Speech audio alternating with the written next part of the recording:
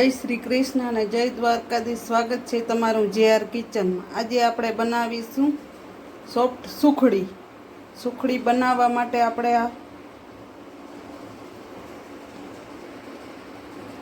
સુખડીનું perfect માપ જોઈ લે। આ આપણે 1 કપ ઘઉંનો ઝીણો લોટ લીધો છે। જો આપણે રોટલી બનાવવા માટે લેતા હું ને અડધો કપ ઘઉંનો ઝીણો લોટ, અડધો ઘઉંનો કરકરો લોટ જો આપણે ભાખરી બનાવવા માટે લેતા હોય એ। અને આ આપણે 1 વાટકી ઘી લીધું છે અને 1 વાટકી ગોળ। આવી રીતે બનાવશો તો સુખડી ક્યારેય કડક નહીં થાય। તો ચાલો શરૂ કરીએ રેસીપી। એના માટે મેં 1 જાડું તળિયાળું વાસણ લીધું છે, ગરમ થવા મૂકી દીધું છે। તેમાં આપણે ઘી એડ કરી દઈશું।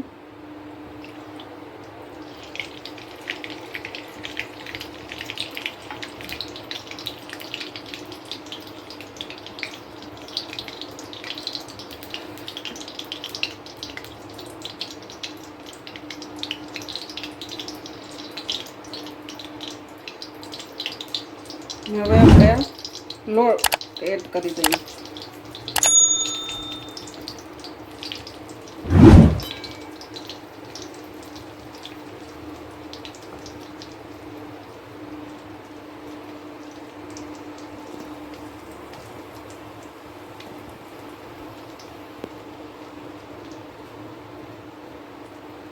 હવે હલાવતા રહેશું।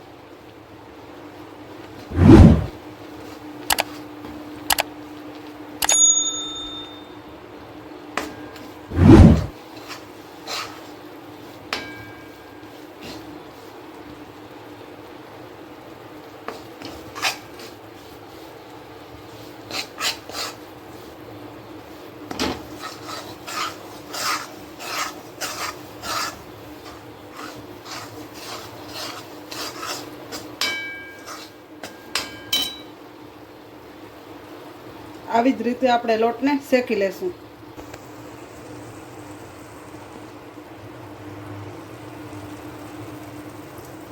લો ફ્લેમ ઉપર આપણે આવી જ રીતે શેકતા રહેશું, જેથી કરીને હલાવતા રહેશું, જેથી કરીને આપણો લોટ નીચે બળે નહીં।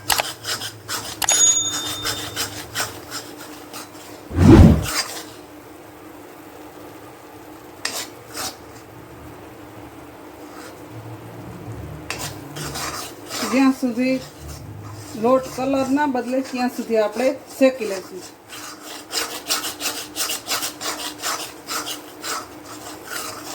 સતત હલાવતા જ રહેશું।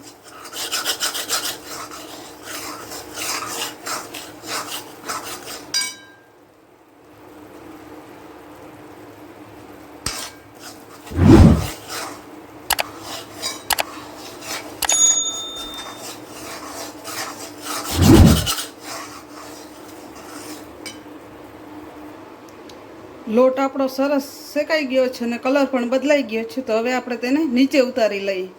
નીચે ઉતારી ને ગોળ એડ કરીશું। નીચે ઉતારી લીધું છે, હવે આપણે તેમાં ગોળ એડ કરી દઈએ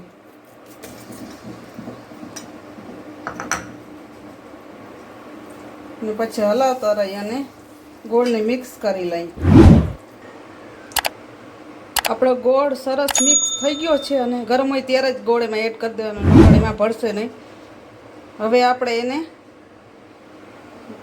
ઘીથી ગ્રીસ કરેલી થાળીમાં એડ કરી દઈએ।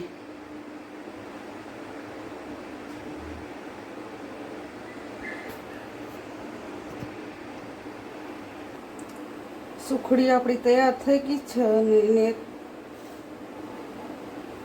થાળીમાં ઠરવા પણ મૂકી દીધી છે। હવે તેને આપણે થોડુંક કોપરાનું છીણ અને કાજુ બદામથી ગાર્નિશ કરી લઈશું અને તેને 10 થી 12 મિનિટ માટે ઠંડુ થવા મૂકી દઈશું। 5 થી 7 મિનિટ જેવું થયું છે અને આપણી સુખડી પણ ઠરી ગઈ છે। એને સર્વ કરી લીધી છે। જો તમને મારી રેસીપી ગમતી હોય તો લાઈક કરજો, શેર કરજો અને કમેન્ટ કરવાનું ભૂલશો નહીં કે તમને મારી રેસીપી કેવી લાગી, અને સબસ્ક્રાઈબ કરજો। જય શ્રી કૃષ્ણ।